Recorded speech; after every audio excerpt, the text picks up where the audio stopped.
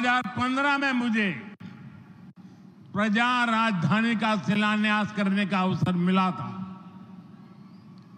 बीते सालों में केंद्र सरकार ने हर प्रकार से अमरावती के लिए मदद दी है। यहां बेसिक इंफ्रास्ट्रक्चर के निर्माण के लिए सभी कदम उठाए गए हैं। अब चंद्रबाबू गारू के नेतृत्व में राज्य सरकार बनने के बाद सारे ग्रह जो लगे थे अब हट गए हैं। यहां विकास कार्यों में तेजी आ गई है। हाई कोर्ट, विधानसभा, सेक्रेटेरिएट, राजभवन ऐसी कई जरूरी बिल्डिंग बनाने के कामों को भी प्राथमिकता दी जा रही है। మిత్రులారా 2015లో ప్రజల రాజధానిగా అమరావతికి నేను శంకుస్థాపన చేశాను. గత 10 ఏళ్లలో కేంద్ర ప్రభుత్వం అమరావతికి అన్ని రకాలుగా మద్దతుగా నిలిచింది. ఇక్కడ మౌలిక వసతుల నిర్మాణానికి అవసరమైన ప్రతి అడుగు కూడా వేసింది. ఇప్పుడు చంద్రబాబు నాయుడు గారి నాయకత్వంలో ప్రభుత్వం ఏర్పడిన తర్వాత అభివృద్ధి మరింత వేగంతో ముందుకు వెళ్తుంది. ఇక్కడ హైకోర్టు, అసెంబ్లీ, సచివాలయం, రాజ్భవన్ వంటి అవసరమైన నిర్మాణాలకు ప్రస్తుతం ప్రాధాన్యత ఇస్తుంది. साथियों, एनटीआर गारू ने विकसित आंध्र प्रदेश का सपना देखा था। हमें मिलकर अमरावती को, आंध्र प्रदेश को विकसित भारत का ग्रोथ इंजन बनाना है। हमें एनटीआर गारू का सपना पूरा करना है।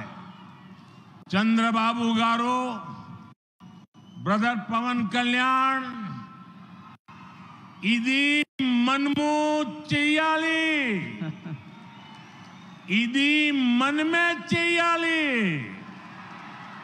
మిత్రులారా, ఎన్టీఆర్ గారు వికసిత్ ఆంధ్రప్రదేశ్ కోసం కలకన్నారు. మనమందరం కలిసి అమరావతి మరియు ఆంధ్రప్రదేశ్ని వికసిత భారతదేశానికి గ్రోత్ ఇంజన్గా తయారు చేయాలి. మనం ఎన్టీఆర్ గారి కలల్ని నిజం చేయాలి. నారా చంద్రబాబు నాయుడు గారు అలాగే సోదరులు పవన్ కళ్యాణ్ గారు ఇది మనం చేయాలి, ఇది మనమే చేయాలి. साथियों, बीते 10 सालों में भारत ने देश में फिजिकल, डिजिटल और सोशल इंफ्रास्ट्रक्चर पर विशेष बल दिया है।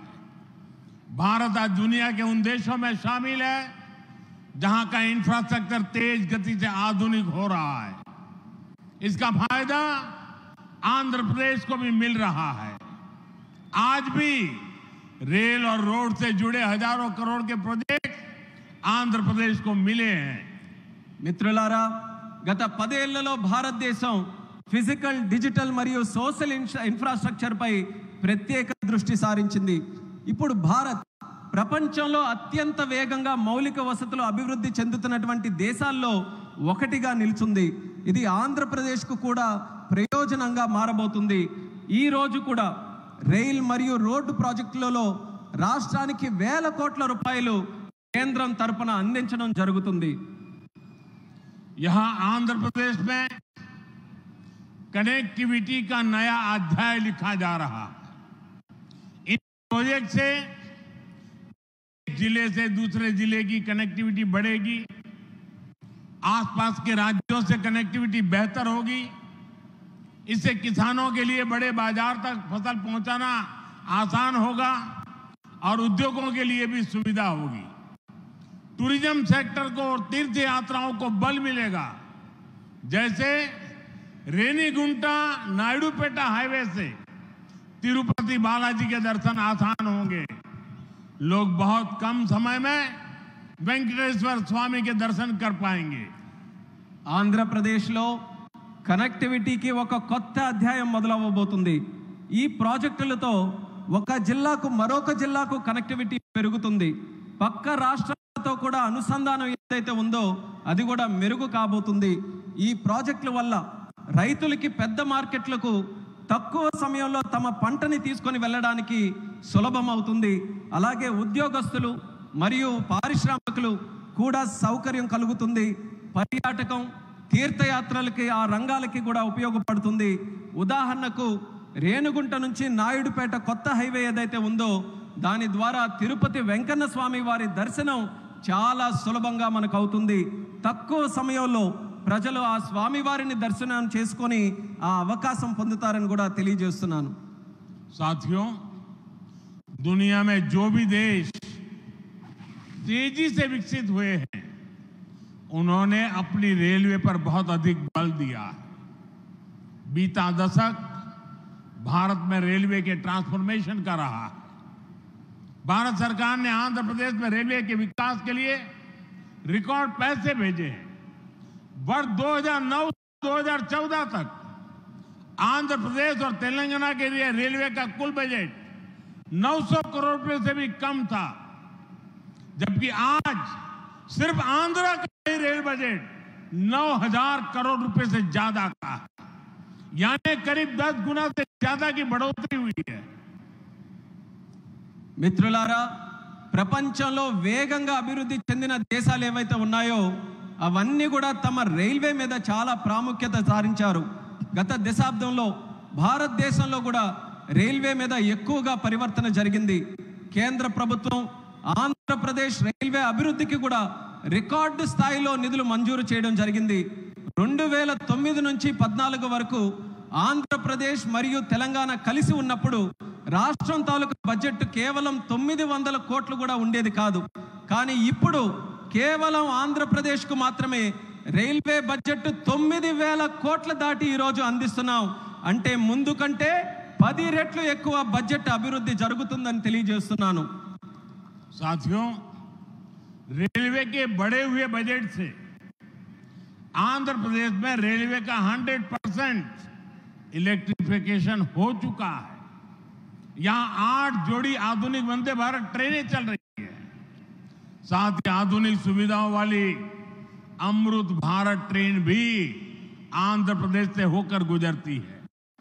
बीते 10 साल में आंध्र प्रदेश में 750 से अधिक रेल फ्लाईओवर और अंडरपास बनाए गए हैं।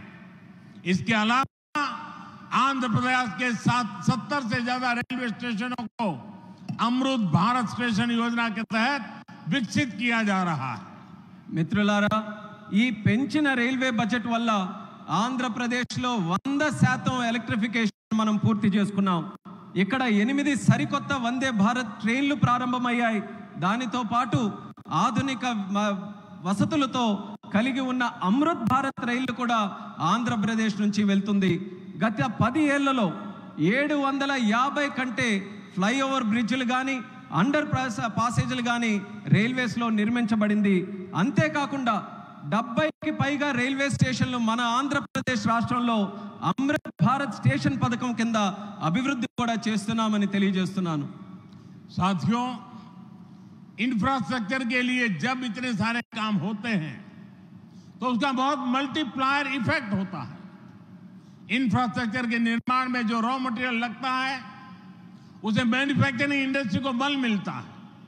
सीमेंट का काम हो, स्टील का काम हो, ट्रांसपोर्टेशन का काम हो, ऐसे हर सेक्टर को इससे फायदा होता है। इंफ्रास्ट्रक्चर विकास का सीधा लाभ हमारे नौजवानों को होता है, उन्हें ज्यादा रोजगार मिलते हैं। आंध्र प्रदेश के भी हजारों युवाओं को इन इंफ्रा प्रोजेक्ट से रोजगार के नए मौके मिल रहे हैं। మిత్రులారా, ఇంత భారీ స్థాయిలో మౌలిక వసతులు అభివృద్ధి జరగడం వల్ల ఆర్థిక వ్యవస్థలో మల్టీప్లయర్ ఎఫెక్ట్ ఏర్పడుతుంది. నిర్మాణ రంగంలో కావలసిన రా మెటీరియల్స్, సిమెంట్ అయినా, స్టీల్ అయినా, రవాణా వంటి రంగాలకు గణనీయమైన డిమాండ్ ఏర్పడుతుంది. దీనివల్ల తయారీ పరిశ్రమలకు బలం ఏర్పడుతుంది. ఈ పరిశ్రమల ద్వారా మన యువతకు నేరుగా ఉద్యోగ అవకాశాలు పెరుగుతాయి. ఆంధ్రప్రదేశ్లో వేలాది మంది యువకులకు ఈ ప్రాజెక్టుల వల్ల సరికొత్త ఉపాధి అవకాశాలు కూడా లభిస్తాయని తెలియజేస్తున్నాను. साथियों, मैंने लाल किले से कहा था कि विकसित भारत का निर्माण गरीब, किसान, नौजवान और नारी शक्ति इन 4 पिलर्स पर होगा। एनडीए सरकार की नीति के केंद्र में 4 पिलर सबसे अहम है। हम विशेषकर किसानों के हितों को बड़ी प्राथमिकता देते हुए काम कर रहे हैं। किसानों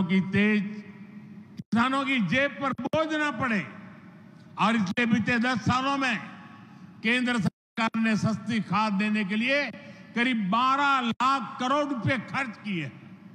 हजारों नए और आधुनिक बीज भी किसानों को दिए।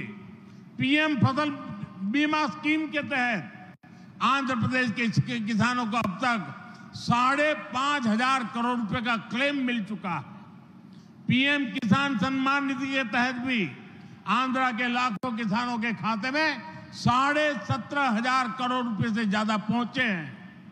మిత్రులారా, నేను ఎర్రకోట నుంచి స్పష్టంగా చెప్పాను, వికసిత్ భారత్ నిర్మాణం కావాలంటే పేదవాడు